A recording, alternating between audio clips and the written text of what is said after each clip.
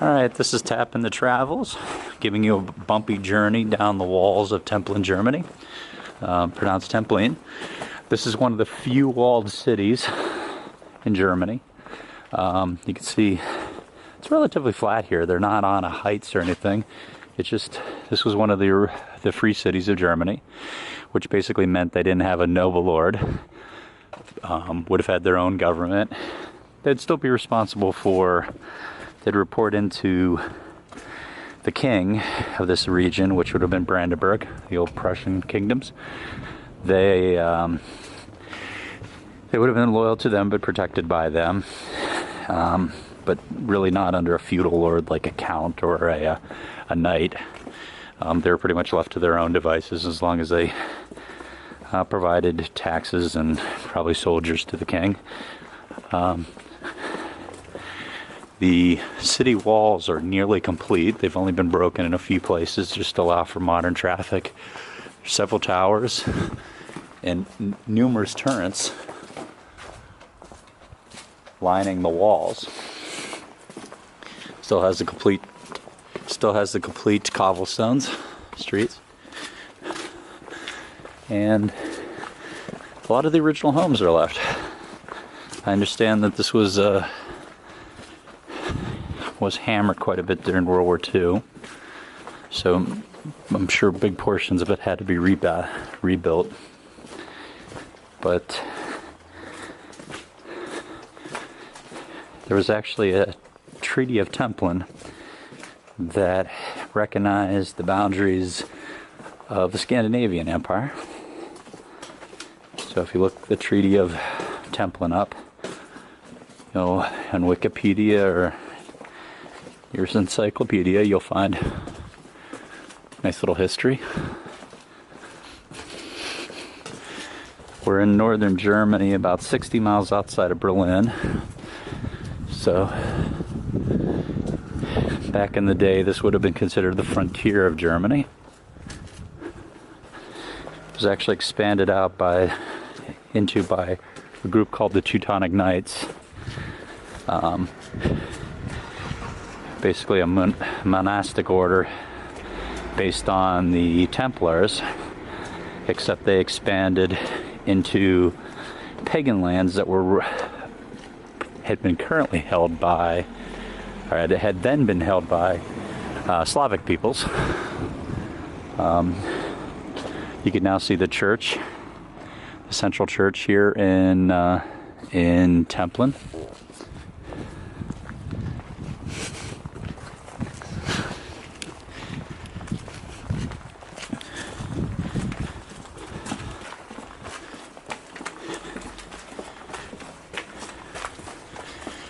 Further up, you can see the tower, one of the tours. There'd be anywhere from 2 to 4 main towers that allowed commerce and people to come through.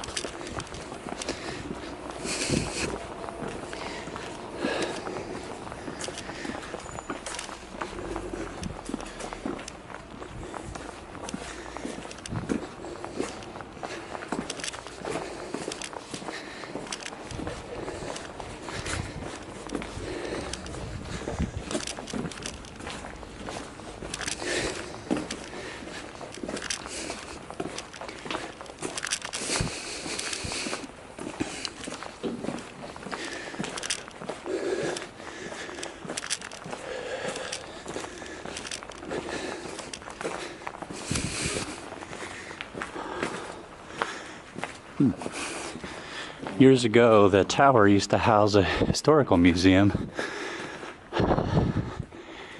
But now it appears to be being locked up. So I guess we won't get the chance to go in there.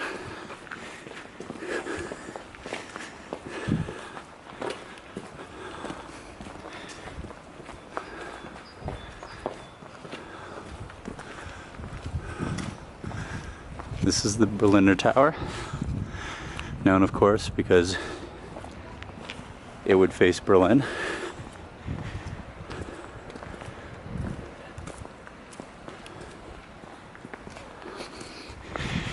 Now we're looking down towards the main part of town. Here's a good representation of the wood structures, the half timber buildings that you'd expect in Germany. You can actually see the roll of the roof line, so you know that building's old.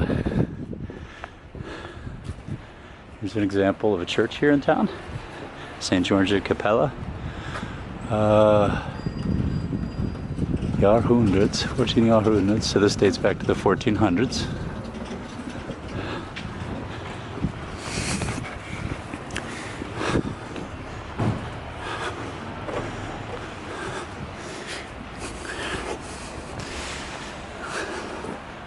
Photo House Templin.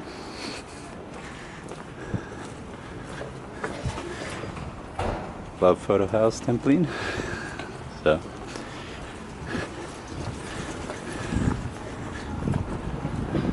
here's another great example of the wood framed house. From here it looks like it's a little out of kilter, probably coming in a few inches. Probably at least 600 years old. You can see some of the beautiful painting that was common in those buildings. Oftentimes big murals would be painted all over the buildings.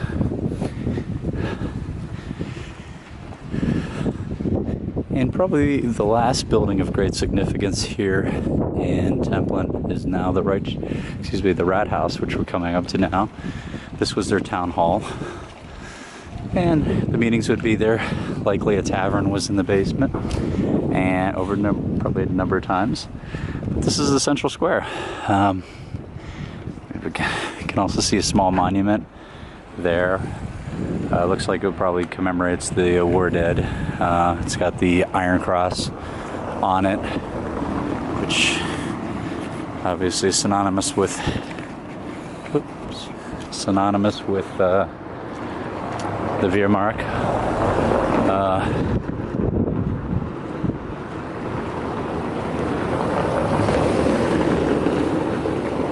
So, if you look further down, you can see another one of the smaller towers. Those would have been used for defensive purposes. Oh. Chiming of the bells, of course. Very common sound all over Europe. No different here. So, just about 2 decades ago, this was a completely different town. You see people walking around, it's full of life, there's full of stores. When we came here with Templin the Travels, right after the wall fell, we basically had nowhere to go for shops, there was nowhere to go for food. It felt like a ghost town, nobody was on the streets. And now it's become a regional tourist attraction, and it's a popular destination in the summer because of all the lakes and wilderness here. But it's very uncommon to see Americans here, but it's a very fun place to come. It's a little out of the way from Berlin, but definitely worth a day trip. And we hope you enjoy it. Okay, this is Templin the Travels signing off, but thanks for joining us.